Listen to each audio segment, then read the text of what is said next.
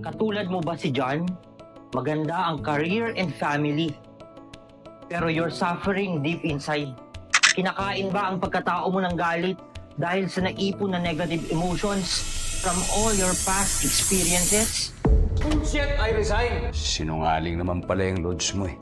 May kasabihan, time heals all wounds. Pero, gaano kadaming time ba ang kailangan mo para makamove on?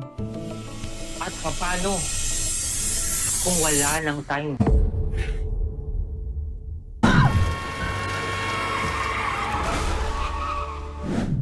I will not spoil the movie for those who haven't watched it yet. Let me drive to my point quickly. Unresolved negative emotions are preventing you from living fully the life you deserve.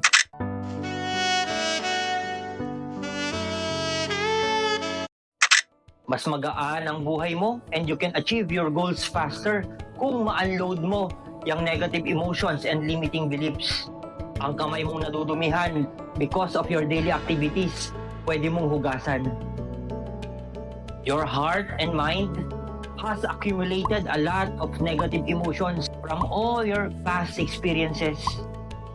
And good news, you can cleanse all your negative emotions and limiting beliefs through NLP and timeline therapy.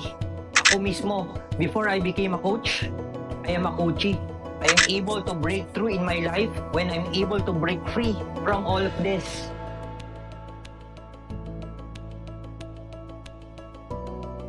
This is just a reminder that you can get help now. There is a solution to your past wounds. You and your family don't need to suffer. Message me if you're ready now.